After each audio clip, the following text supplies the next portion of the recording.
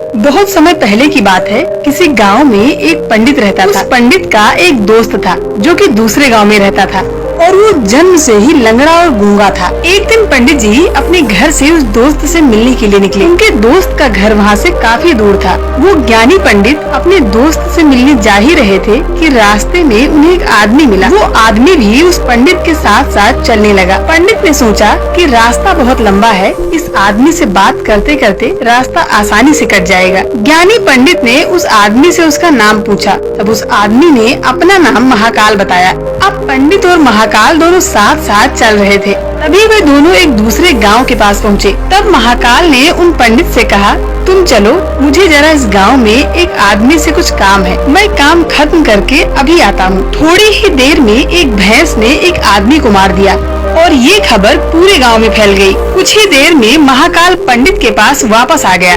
वे दोनों साथ साथ आगे बढ़ने लगे। थोड़ी दूर और आगे जाने पर फिर एक गांव आया।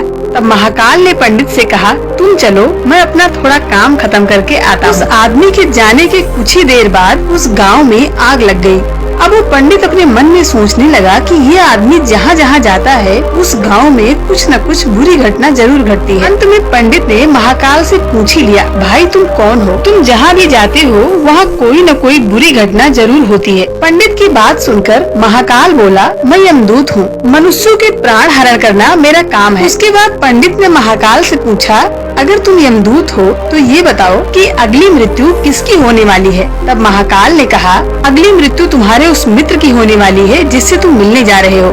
वो पंडित सोचने लगा कि अगर ऐसी बात है तो मैं अपने मित्र से मिलने नहीं जाऊंगा। ये सोचकर पंडित अपने गांव की तरफ वापस जाने लगा। महाकाल ने पंडित को जाते देखा। तब उन्होंने कहा, जैसा तुम सोच रहे हो वैसा कुछ भी नहीं होगा। होनी एक अटल सत्य है जो होकर ही रहेगी। थोड़ी देर में पंडित ने देखा कि उसका मित्र उससे मिलने के लिए तेजी से आ रहा है। जैसे ही वो पंडित अपने मित्र के पास पहुँचता है, उसे हृदयघात होने के कारण उसकी मृत्यु हो जाती है। इससे उस पंडित को बड़ा पछतावा होने लगा। वो पंडित महाकाल से पूछता है, अच्छा ये बताओ कि मेरी मृत्यु कब और कैसे होगी? तब महाकाल ने कहा, तुम्हारी मृत्यु आज से ठीक 6 महीने बाद दूसरे राज्य में फांसी लगने से होगी। पंडित ये बात सुनकर बहुत घबरा गया और वो जल्दी से अपने घर पहुंचा। और वो सीधे अपने राज्य के राजा के पास गया और उनसे सारी बात बताई। तब राजा ने सभी मंत्रियों को बुलाया और इस समस्या का हल पूछा।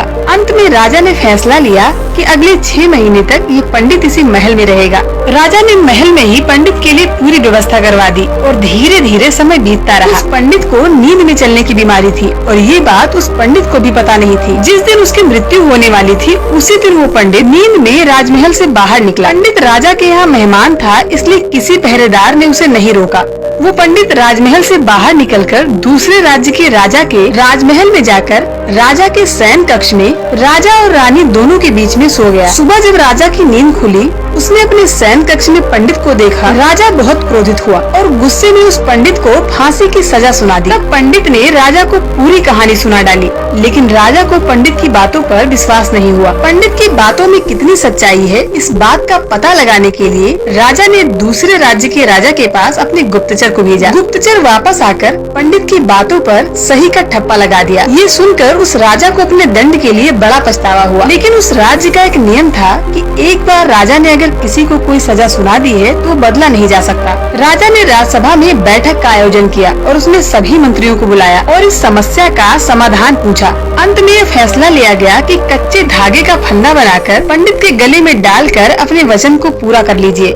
कच्चे धागे होने के कारण पंडित की मृत्यु भी नहीं होगी और आपके फैसले की लाज भी रह जाएगी। अगले दिन कच्चे धागे का एक फंदा बनाया गया और पंडित के गले में डालकर खींच दिया गया। सभी ने सोचा कि पंडित को कुछ नहीं होगा। फांसी देते समय धागा तो टूट गया, लेकिन उस धागे से पंडित के गले की नस कट गई, जिसकी वजह से खून बहुत तेजी से निकलने लगा। ज्यादा खून बह जाने की वजह से उस पंडित की मृत्यु हो गई।